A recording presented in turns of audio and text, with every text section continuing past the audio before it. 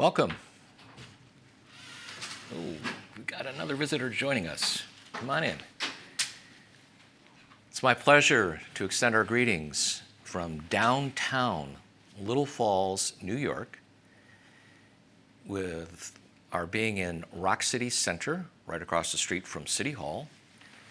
And with me, a very special guest, Brad Feld, longtime friend, and a person who I have a lot of shared experiences with. So it's a really, really special opportunity for me to have a chat, to talk about not just some of the things he has done as an investor, but even more so as a founder. I think there's a lot of founder storytelling to be had that is profiled in the book, Give First. It'll be the major theme that we'll be trying to chat here for the next 45, 50 minutes, while trying to reserve some time for Q&A at the end. So before we get started with my firing questions, let me point out that Brad, while most well known as an investor through Foundry Group and other VCs, and also the co-founder of Techstars, his background as a founder goes much deeper than that, both with companies and, importantly, social impact nonprofits that go near and dear to my heart as things that help build community. We're going to talk about his work and his experiences in building Feld Technologies, his first company. We'll also have a chance to walk through his moving to Boulder and creating some connectivity there. It'll be fun. And the formation of Foundry Group and Techstars. But I'll also point out that nonprofits that he's helped start include creating chapters for Entrepreneurs Organization in Boston and then in Boulder, the Entrepreneurs Foundation of Colorado, which we'll speak about at the end of our discussion today, the National Center for Women in Information Technology, the Social Venture Partners, as well as Energize Colorado, which he started during COVID to help small businesses and made a huge difference in keeping many of those small businesses afloat during challenging times, and also his family foundation, Anchor Point. So these are all nonprofits, impact organizations that at the end of the day recognize his talents as a founder, in particular creating organizations which somebody else runs and are still sustaining today. And it's an element of being a founder that I think adds to the overall discussion of, well, what is Give First? So let's back it up a bit. And I will actually say that in my reading the book, even though, Brad, we've known each other since 1993, I want to say. You know, it's a long time. From reading the book and listening to the recent podcast, you can visit Give First as a podcast on any of your podcast platforms. And the recent 2 issues of that podcast go into some interesting history that we'll touch on briefly, but encourage everybody to check that podcast out when you have time. So I'm reading the book, listening to the podcast, and came up with some tidbits that I didn't even think about before that'll weave into our conversation. So let's begin with the beginning, and what led to your starting Feld Technologies? So I started Feld Technologies when I was in college, and I hadn't really ever thought about getting a job, hadn't really ever thought about a career. I just kind of started. Entrepreneurship, and you remember this time frame, entrepreneurship wasn't really a word that described anything back in the 1980s, mid-1980s. Like there were some companies like Apple Computer, you know, and you'd talk about things like Intel, and occasionally Starbucks would be another company that would come up sort of in the same time frame. But as a college student, it just really wasn't front and center. And the way I ended up kind of being involved in it was the first company I worked for, which I worked for my senior year in high school, and then worked for the first 2 years of college, was a startup, a husband and wife software company that wrote software for the oil and gas industry. It's called Petcom. And Chris and Helena Aves were the founders. And they were really powerful early mentors of mine without me really realizing what was going on. Like they took this 17-year-old teenager under their wing. I wrote software products for them, for their company. Chris, the CEO, also wrote software. And it was kind of an introduction to this idea of like just creating a company out of nothing. When I was in college, I ended up starting a couple of other companies before Feld Technologies that failed. And so I described Feld Technologies as my first successful company.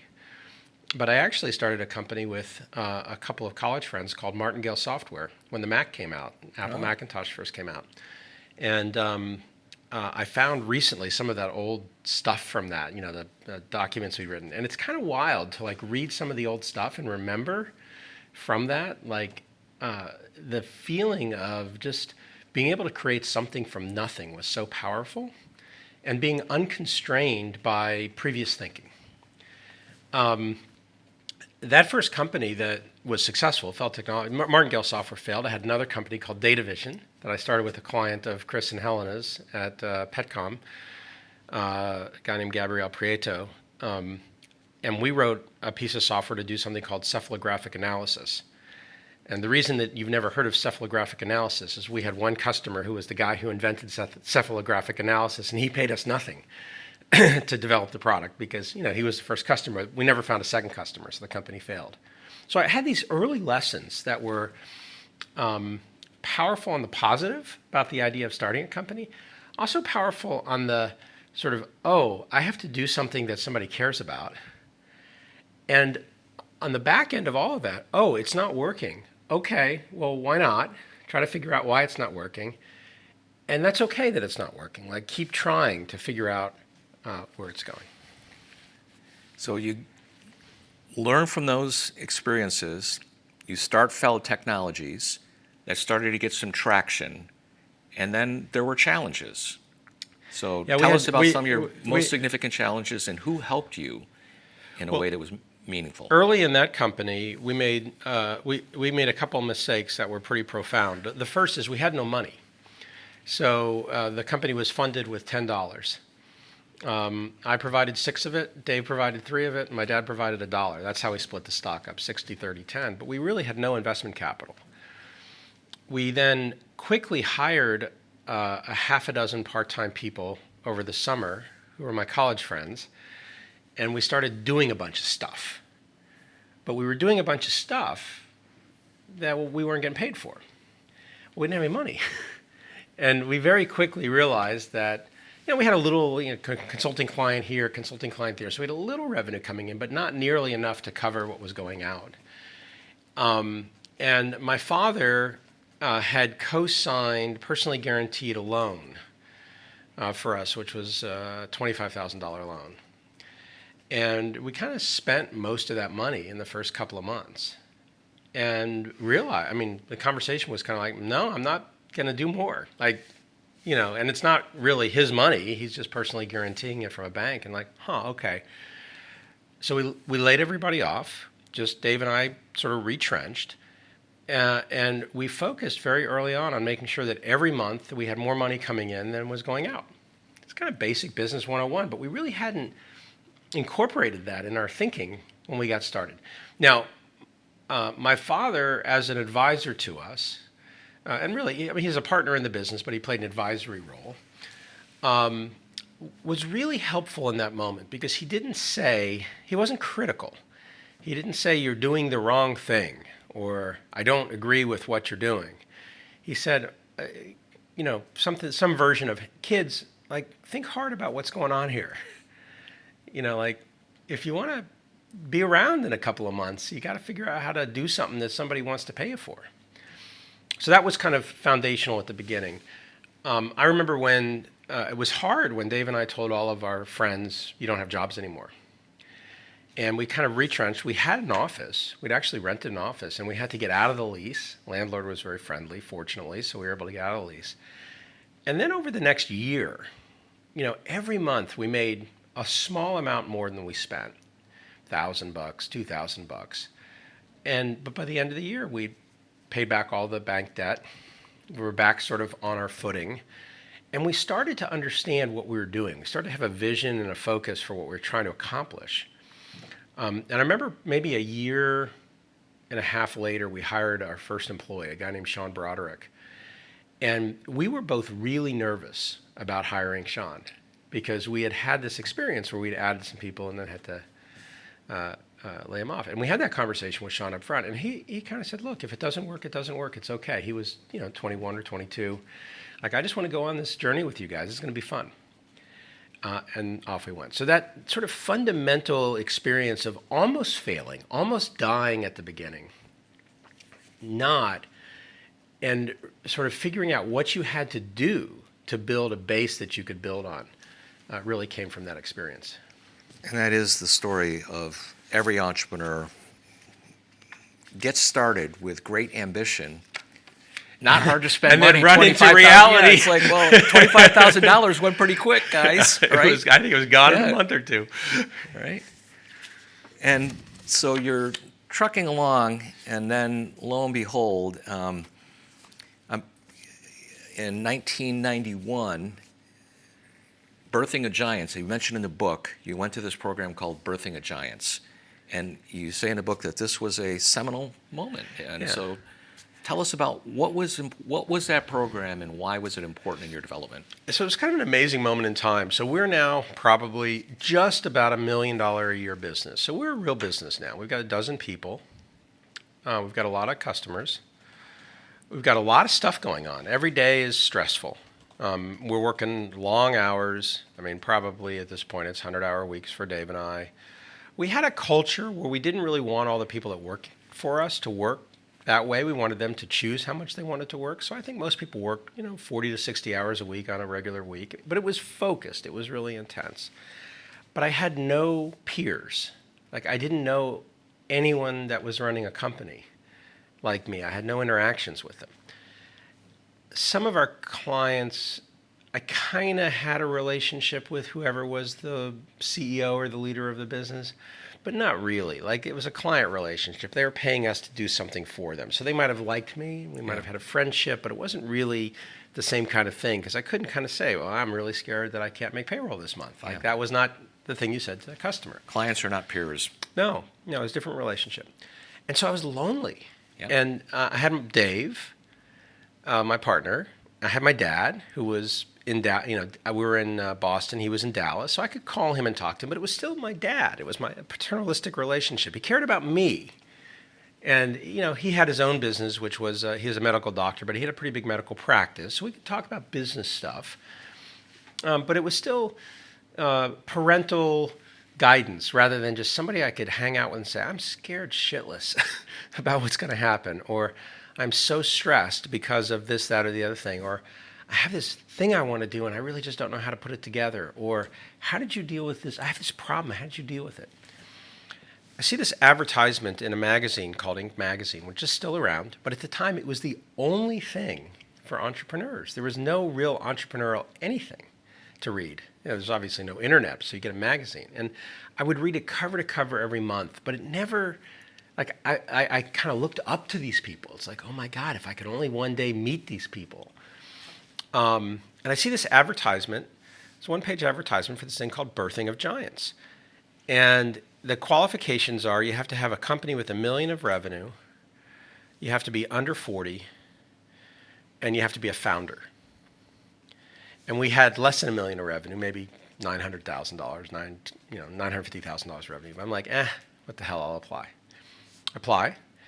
We get in. I have this experience over a 4-day weekend at MIT Endicott House, led by Vern Harnish, that was transformative. It was the first time, there were 60 people there, it was the first time I was with my people. Like, these were other founders. And they ranged. I was one of the smallest companies there. One of the companies was a $500 million company. There were a bunch of companies that were, $5 to $50 million companies. And there were a number of companies that were small like mine. A number of years later, I told Vern, I said to him, hey, I was under $1 million that first year. Why did you let me in? And he said, Brad, we let everybody in that applied. But it was this moment where over the weekend, all of a sudden, And it wasn't, like a drunken party weekend. It was just hanging out, talking late into the night about the stuff in people's businesses. And there was a little, at the very beginning, the first night, there was a little checking each other out, like, well, what's your business and how big is your company and what's the this and what's the that. But by the second day, that was gone. And everybody was just kind of there talking about their issues, being willing to deal with your issues. For me, one of the biggest problems I was struggling with that weekend, I'd never fired anybody other than that first group of people, that were the part-time people that we laid off. And we had a person on our team that needed to be fired. And I was, again, 12 people. I was terrified of firing the person. Not just the process of it, but like, well, how's it going to feel? And we're a family, and how's it, what's that going to mean?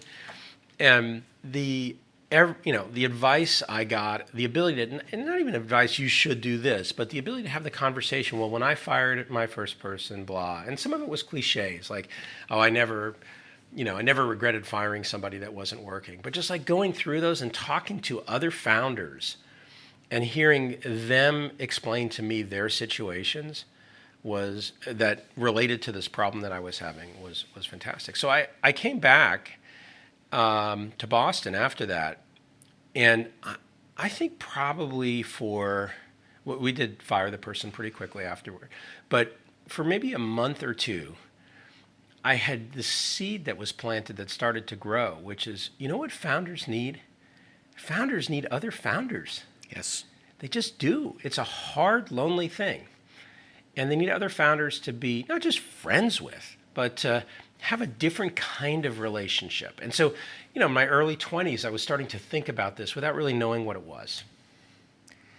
So that led to starting what today is called EO Boston, but we were then Young Entrepreneurs. When did that get kicked off? Why EO came next from Birthing a Giant? So Birthing a Giant was affiliated, sort of loosely affiliated with a couple of other things that Vern was working on at the time and involved. And one was this organization called Young Entrepreneurs Organization. It was about 100 people at the time. And it was interesting. It was about 50% Canadian, 50% US. So it was a cross-border thing. It was kind of sort of related to Young Presidents Organization, which was more established, but it wasn't really. It wasn't a spin-off. It was just kind of modeled after it. It's a little bit of overlap. And I joined right out of Birthing a Giant. It was a lot of money for me. It was a couple $1,000s, I think, a year to join. And I was very loath even to spend the money to go to Birthing a Giant because we're trying to make money every month. Sure. And I wasn't comfortable really as a founder spending money on me, right?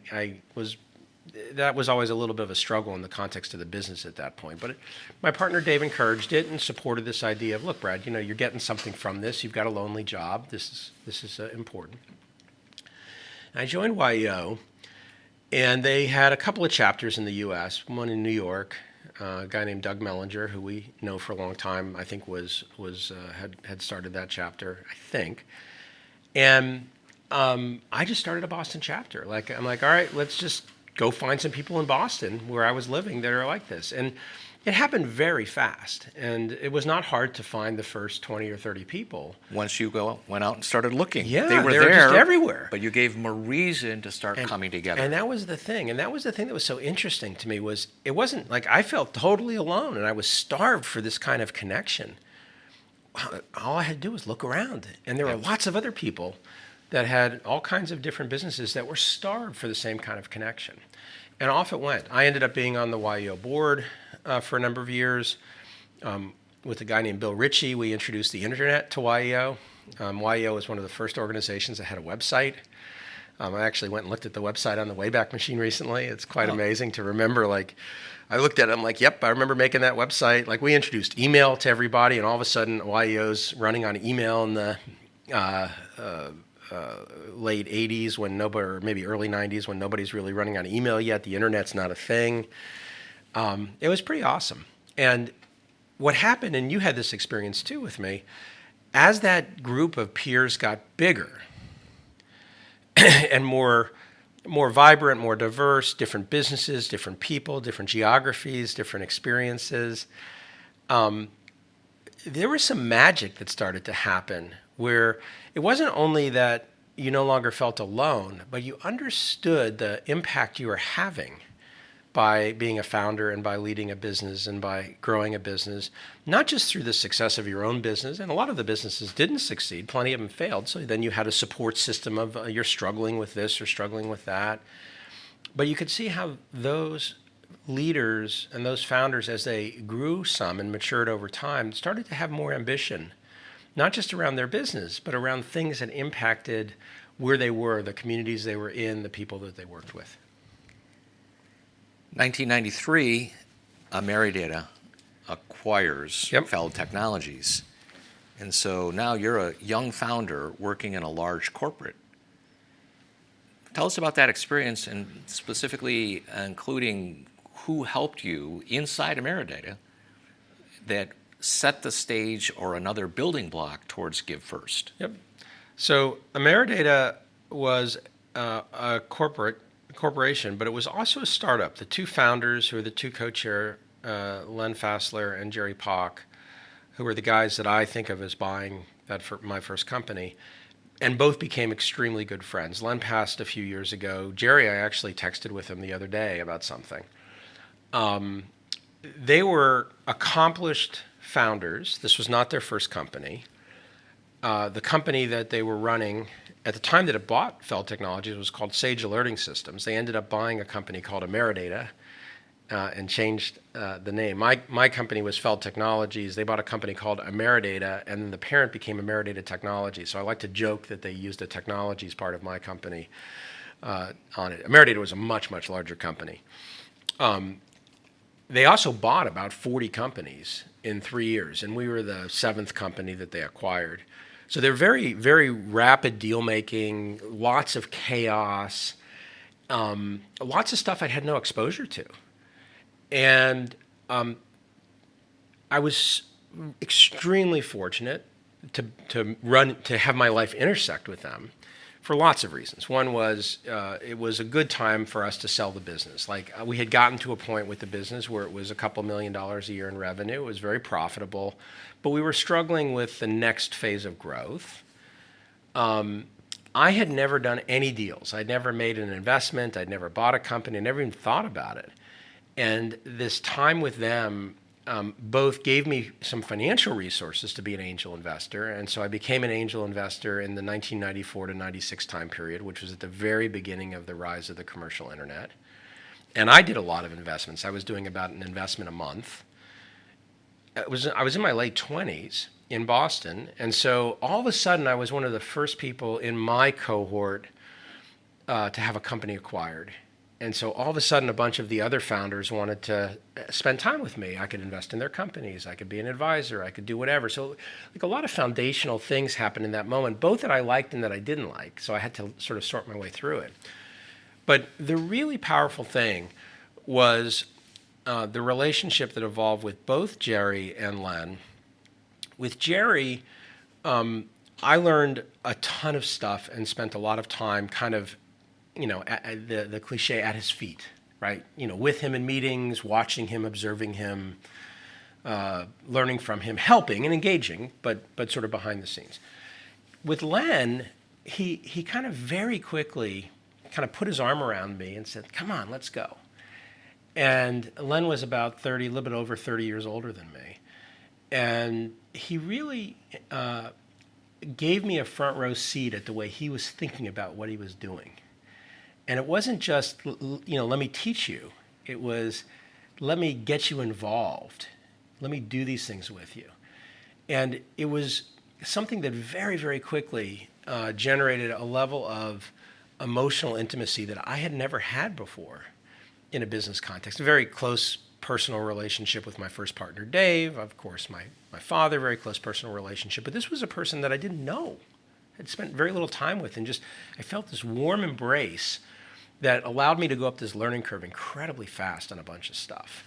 Because they were doing a lot of deals, so there was some sophistication to do that many deals, right? That required understanding of investment, cap tables, all these things that were a foundation then for your investing side in a way. And it wasn't just that, but it was also being able to see what worked and what didn't work after the deal. Yes. Because lots of the deals they did worked, when they bought a company, but they definitely had some that didn't. And there were lots of things that they did that were really effective. And there were some things, whereas somebody from the outside looking in that was fresh eyes on them would be like, what's going on here? But it also strikes me, Brad, when I think about all that you have going on at that point. You're inside Ameridata, you're making your own investments as an angel, you're learning a lot from people that you respect. I mean, there's a lot going on there, and yet you still are active in trying to grow entrepreneurial community. You're helping not only EO Boston, you're in discussion, I think, at that point with the Kauffman Foundation. Yep. And we met in 1993 as I started my first year of Birthing of Giants, which was also hugely impactful for me. And I'm still in touch with many of those people from that particular experience. So we meet, and you start working with Kauffman. You start helping Kauffman create a think tank, essentially, of high-growth entrepreneurs to guide the development of EO. And somehow you thought I was going to be able to contribute to that. I don't know. Go figure. You were wonderful. All right. But I met a lot of good people through that experience as well. And I was busy trying to grow TriNet at that point. I got a full plate and a growing family. But you found time to still make this commitment to help founders get connected. So what was in it for you? Because you had a lot of demands. Yeah. All right. You had a lot of demands going on in your life. Well, so I think a spark had been lit somewhere in that time period, and I don't know exactly, when in that time period this particular spark was lit. I do know. I describe a thing I call the moment. I do know when it crystallized in my mind. Okay. And that happened about 2001 with Len. But in this 92, 93, 94, 95 time period, I was in this shift from realizing that I was getting immense joy from being a starter of things, from being a convener of things, of being somebody who, oh, you're a founder, let me help you. As a founder, not as a something else. Let me help you as an angel investor. Let me help you as a peer in your network. I didn't have these words for any of this stuff. Okay. But I was getting a lot of joy from it, and I was learning a ton. And for me, I think my biggest motivation in a work context, and people have different motivations, has always been learning. I've been fortunate. I've been financially successful. I've built some good businesses. I've had some things that have failed, and I've had some really big struggles that I've had to learn about myself through. But in that, when I sort of distill it all, that spark was, wow, this is really fun. This is really interesting. And it's not really how big the company gets. It's not really how much money it makes. It's not really how much power it has. I've never been a fan of the Silicon Valley change the world phrase. I think, there's kind of one person that gets to say, I'm going to put a dent in the universe, and that's Steve Jobs. I think everybody that's come after that says that is actually, it's a cliche. It's like that was his line. And there are many, many founders who put dents in the universe. But like for me, it wasn't, and it has to be this enormous externally viewed thing. It's much more of this internal bottom-up, engage with lots of people. Whether it's you call it an ethos or a philosophy or a spirit or a way of being, this notion that this stuff is hard. Yes, it is. And, when you see the success, you can say, oh, well, the person's successful. Look at what happened. But that's not the satisfying part. The part is from the beginning to the end. So something happened in this time period for me where that became exciting, not in the absence of doing the work, but in addition to doing the work. You've mentioned in the book that through this time period, the thoughts that today we call Give First started to coalesce in this time period. That even by the time you got to write the book Startup Communities, and you called it Give Before You Get, but it was the same philosophy of, hey, there is satisfaction that comes by helping others, especially founders.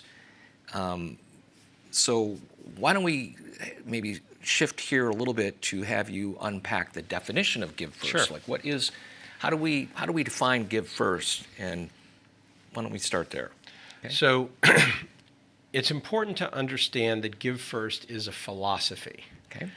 And in a philosophy, it's not a set of rules to follow. It's a frame of reference to incorporate your own way into what you do. Religion is a set of rules that you follow. In any religious tradition, since man started creating religious traditions, you follow a set of rules, and then, you can be forgiven for breaking the rules, but, if you follow the rules and you, at some point you achieve whatever the religious tradition is, salvation or, nirvana or whatever, doesn't matter. But it's a rule-driven dynamic. With Give First, these are not rules. These are perspective, frame of reference. Give First definition is that you're willing to put energy into a system without knowing what you're going to get back. It's not altruistic. You expect to get something back. You just don't know from whom, over what time period, in what consideration, in what magnitude. So you're willing to invest energy. And energy comes in lots of different ways. It's a non-transactional investment. You're not saying, I will do this if you give me this. Now, there's lots of room, and obviously lots of business is transactional. And I've been on the receiving end of, as an investor, people saying, oh, you're the Give First guy. Why don't you give me $5 million? And I'll just give you back something, when I'm successful. I'm like, no, there are definitely transactions. So it's not also an absolute. It's not that you have to spend 100% of your behavior this way. Again, not a religion, philosophy. It's that you want to incorporate into your way of being a willingness to engage in something without knowing what you're going to get back. So we hear the term pay it forward a lot. So there's maybe a little overlap, but also some differences. Yeah, they're cousins. They're Okay. cousins. And part of the reason I focus so much on the phrase Give First is I heard pay it forward in this time period, but there was something about it that didn't work for me. And it took me a little while to understand it. Pay it forward is fundamentally transactional. Someone once did something for me, and therefore I'm going to pay it forward. So there's this idea that you're linking what somebody did for you to pay it forward. Now, a lot of people don't match it. It's not like, oh, I got 1 unit of good, and now I'm going to pay forward 1 unit of good.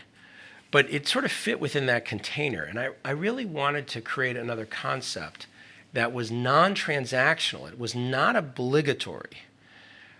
There's 2 other words that are really important in the context of Give First that are different than pay it forward. One is this idea that you have a positive sum game or a positive feedback loop. In the context of pay it forward, it tends to be a value transfer, right? I'm paying it forward from value that I got somewhere along the way. With Give First, what you're trying to do is you're trying to get a feedback loop moving. I'm putting energy into the thing. If multiple people can put energy into the thing, all of a sudden interesting stuff happens. And that was the experience I had with YEO and Boston and Colorado and so many other, the Kaufman work we did. All of a sudden people just, I don't know where this is going to go, but it's interesting. And where it went and the value that came out of it was so significant, but it was unpredictable. The other concept that's really important is that it's a multi-turn game versus a single-turn game. I think a lot of people view pay it forward as somebody paid it forward for me, I'm now going to pay it forward to that person. Versus this idea that it's a multi-turn. Anybody that's played a video game, or you play a single-turn game, you play and then you lose, your quarter ran out of your video game and you're done. Maybe you get an extra life or 2 if you shot enough ships, but now you're done. A multi-turn game is you just can kind of keep playing. Okay, that turn finished. Okay, let's try again. And entrepreneurship fundamentally is a multi-turn game. Yep. And, life is a multi-turn game. And so I wanted to incorporate those things in to get out of this transactional mindset completely, hence Give First. Okay. Now, as we advance through the dot-com era, which 95 to 2000, and then you and I both kind of rode that wave up. Man, that was awesome, wasn't it? And then we got to the peak, and then it all went down. Then it was awful. All right.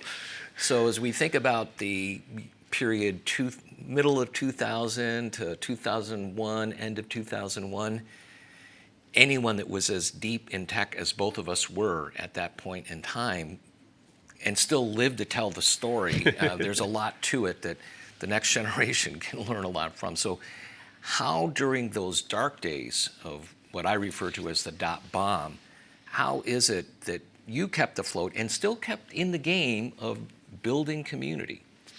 Well, a couple of things happened that were really significant, and it's always interesting to me where people cut the time frame off. For me, I have a period that I call the grind, which went from 2002 to 2005. Okay. And the reason for that length of time was the pile of crap that I'd created from all the stuff that failed in the internet bubble. It was a mountain. I mean, we don't have very big mountains here. I mean, it was a mountain like in Colorado. It was just so many things.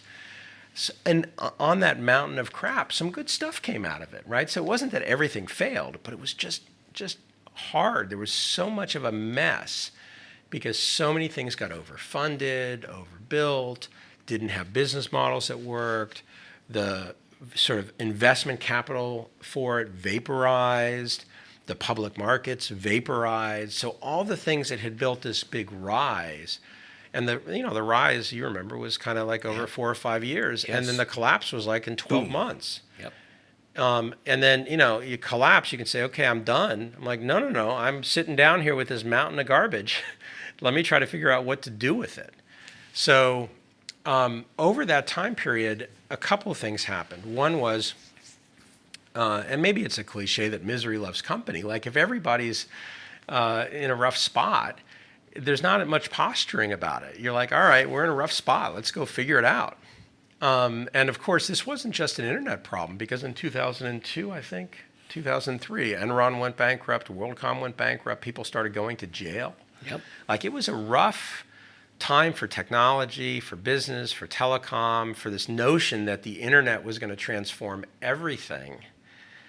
And then suddenly it didn't. But it did. It just didn't in that time period. And so for the persistent founders, like figuring out how to navigate through and survive that was really powerful. And there were a lot of companies, and I was involved in several, that structurally just couldn't survive because of the way that they'd been capitalized or the way that they built their businesses.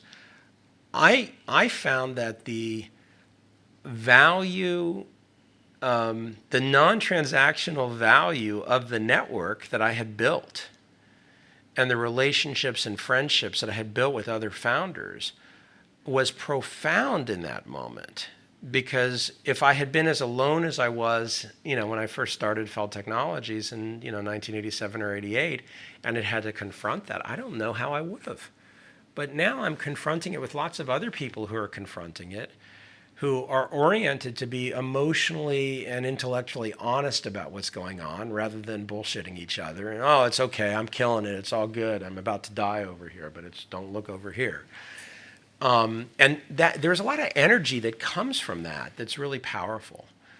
The other part of that for me that, and this comes back to the thing I describe as the moment, I had this spark in the 90s about how much I would learn from all the engagement with founders and how much I enjoyed it and how participating in other people's success actually created success for me, like a bunch of stuff in that.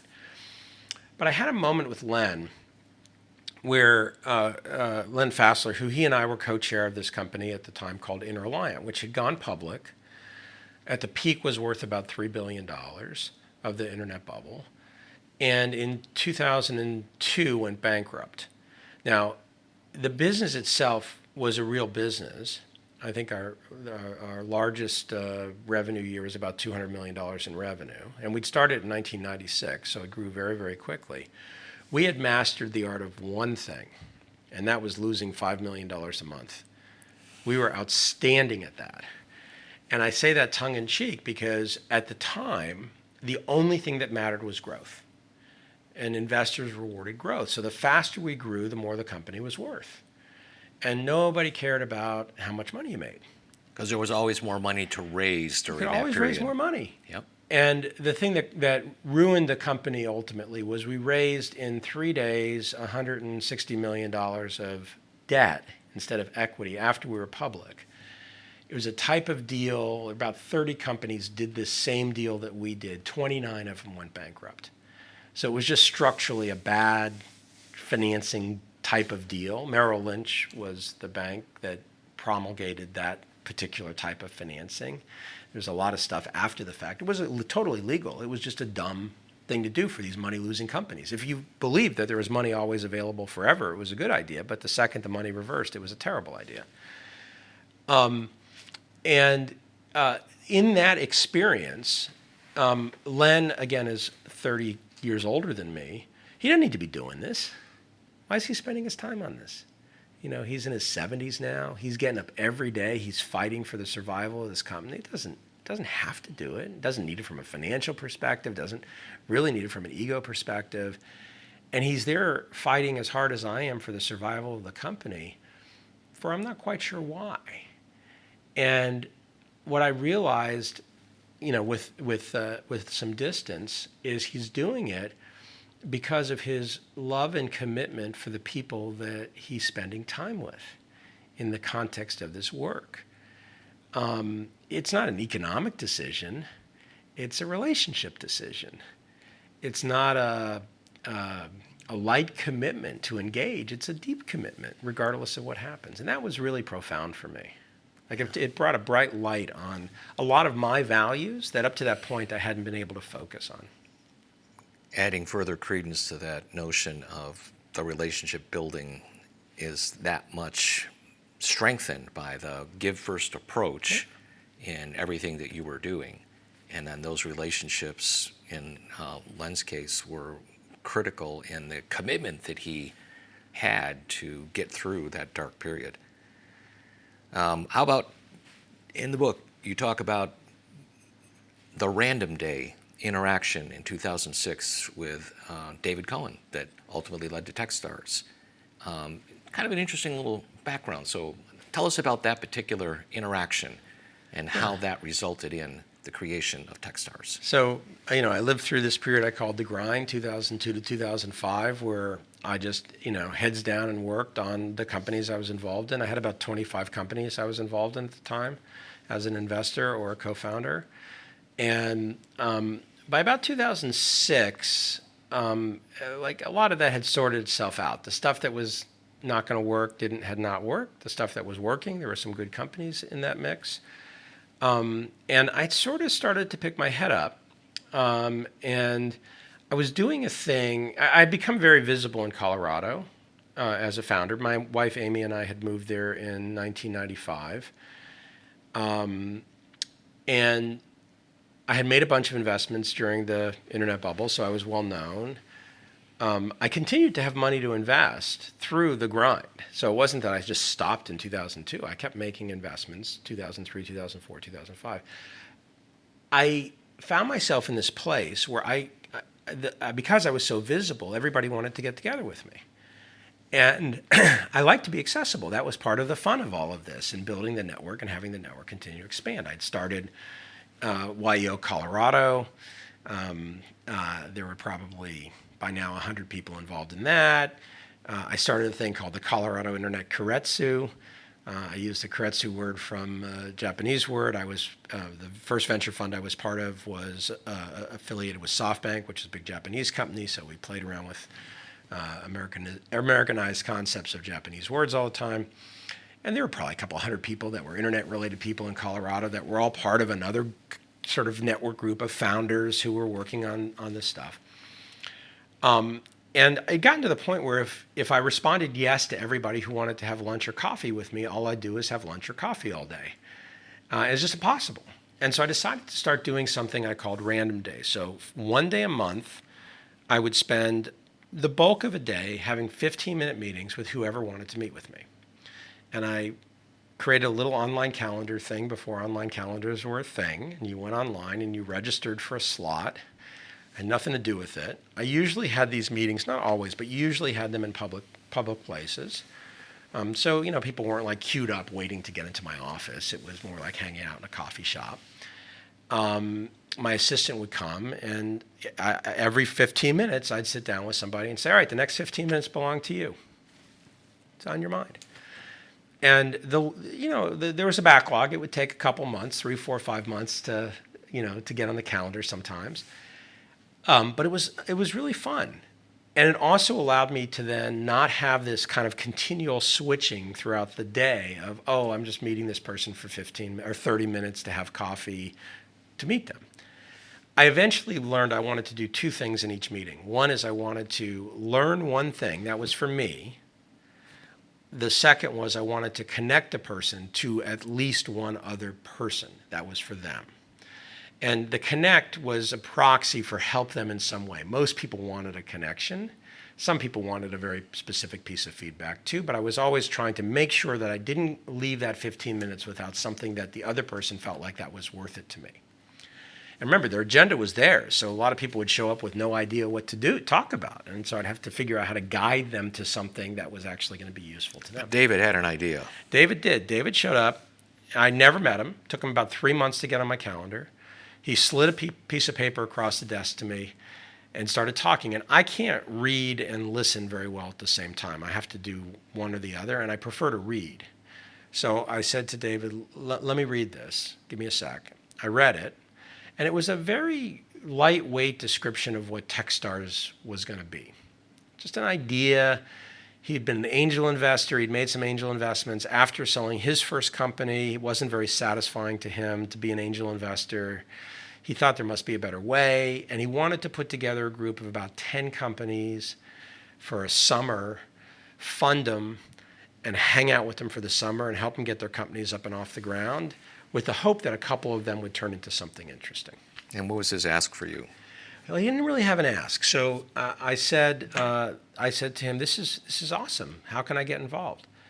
And he said, well, I'm putting in a little bit of money. My business partner is putting in a little bit of money. This was his business partner from the company he'd sold. And we just need a little bit more money, and I just want to find another 1 or 2 people to put some money in. And I said to him, I'll match your partner, David. I'll put that amount. And hang on a second. And so I walked out of the room at about minute 5. I made a phone call to a guy named Jared Polis. Jared is now governor of Colorado, but he was a founder, had built several very successful companies. And was part of EO Colorado. He was early member of EO Colorado. He may have actually been the youngest member of EO Colorado when we started the chapter. He was in my forum group, so we saw each other all the time. We'd actually done a company. We merged 2 little companies together that we had both invested in that turned into a company that then got bought. So lots of activity. And I called him and I said, hey, Jared, it's Brad. I'm putting $50,000 in this thing called Techstars. Can I tell you about it? And he said, I'm in for 50. What is it? And I told him very quickly. I said, I just met this guy. I need to check him out a little bit. But, 60 seconds later, we got off the phone. Jared's like, that's great. Let's do it. I walked back in the room and I said, all right, Jared Polis is going to do the other check. And that was it. And my line to David that he likes to remind me of is I said to him, as long as you're not a flake or a crook, I'm good. And so it wasn't that it was an unconditional commitment on the spot. But, I made a couple of phone calls and sent a couple of emails to people that I knew that probably knew him. And everybody said, yeah, this is a good guy and this was a real thing. And off we went. And that's how Techstars got started. It is an incredible story. And that was a 15-minute meeting. Less. I think we were done in 10. I think David, at the end, if you've ever met David, when you're finished, you kind of look at each other and there's nothing to say. Yeah.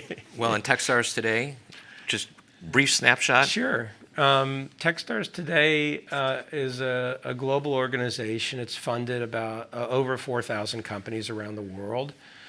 It's got a number of very large, successful businesses, a number that are public companies or large acquisitions. Brands people might know that came through Techstars would include a company called PillPack. If you get your medication from Amazon, that's the core of that business. Another popular company that's still very active is called DigitalOcean, which is one of the large hosting businesses. But there are many, many examples of it. And one of the goals of Techstars has been something I started labeling globally democratizing entrepreneurship. So initially, we just ran these programs in Boulder for a year or two, but eventually we started doing accelerators outside Boulder. And then many other things to help founders at the very beginning of their journey, including things like Startup Weekend. So there are so many other topics that I would love to plow through, but I do want to reserve a few minutes for take a couple of questions that the audience can send online to Chris. He'll pick one or two questions for us. But before we do that, let's touch on the fact that the audience we're speaking with right now are in an emerging market where there are a lot of barriers. There's not enough role models. There's not much smart capital ready to help people. There's very little founder connectivity. I mean, like you're familiar in working with emerging markets, of which here in upstate New York, we would consider to be an emerging market. Not a lot of startup density. So as you think about our audience for entrepreneurs across borders that are online right now, if you could make some suggestions related to Give First on where they could be putting some energy to capitalize on what you've just shared in your journey, what might that be? Yeah, I'd say a couple things that are really immediate and powerful. One is, again, this idea of building a positive feedback loop through the relationships. So just the mere fact that there's a group of people who are connected in this organization, that connectivity, both physically proximate in the geography between founders, but also across the border, the borders that exist with you, with this organization, with the other founders that you're connected to. That network is an essential starting point. If you go back to the beginning of the story, like that moment for me that was so transformative was showing up one day at this birthing of giants and looking around and going, wow, there's a whole bunch of other people that are doing the same thing I'm doing, and they're struggling with the same stuff I'm struggling with. And I can talk to them without a filter. I can talk to them about the good and the bad. And again, everybody has their, posturing and positioning, but the quicker you can get through that, in the network dynamic is incredible. Second, it's not that Give First remember, it's not an obligation. It's not putting all of your energy into things this way. It's incorporating this philosophy into the way that you operate, especially as you start to have some success. And so you start to have some success and you look around in your network and you say, well, how can I contribute back to the other people in the network, but in ways that are not obvious, in ways that are not transactional, in ways that don't require a financial relationship? And I can give some good examples. I'll give an example from our life. You may not remember this. When I moved to Boulder, I had started, I was doing all this investing. It's 1995. TriNet's now starting to turn into a thing. I had a bunch of relationships with people where I was charging them money each month as a retainer for consulting fees. So, if you wanted my time, for X dollars, you get a little bit of my time. For Y dollars, you get a little bit more of my time. For Z dollars, you get even more of my time. And I would invest in the companies too, and I would often get some equity for sitting on the boards. And then I had other relationships, and I'm not going to remember exactly what it was, but I think the relationship with TriNet was every customer I referred to TriNet, I got $1,000 for, something like that. So these companies, when I would refer them to TriNet would send me a small check for a little bit of time. Like that went on for a couple of months.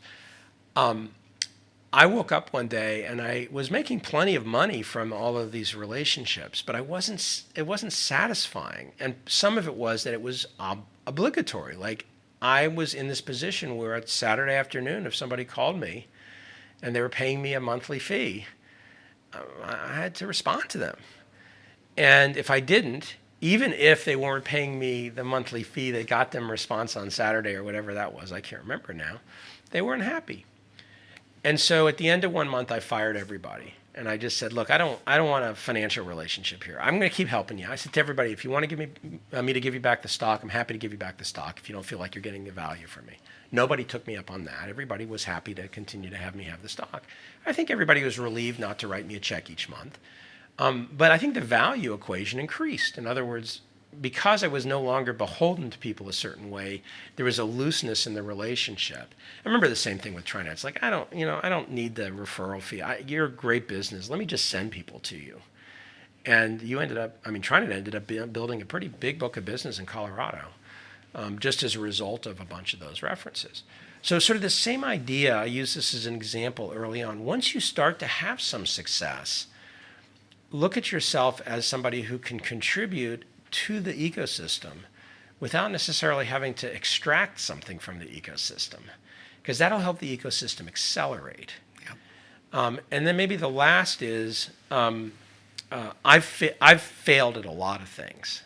Had a lot of companies I've tried, a lot of things I've started that didn't work. I've had plenty that do. And over the course of a lifetime, to be successful, the hope is more succeed than fail. And you don't have to have more individual number of things succeed than fail. Just the magnitude of the success has to be bigger. That's an interesting mental reset for a founder, because it's very different than the reset that people have, I think, in the context of a job. And as a founder, what you're doing, you may only found one company in your life, but that company is an endless series of experiments. You have a hypothesis, you run an experiment. Most of the experiments fail.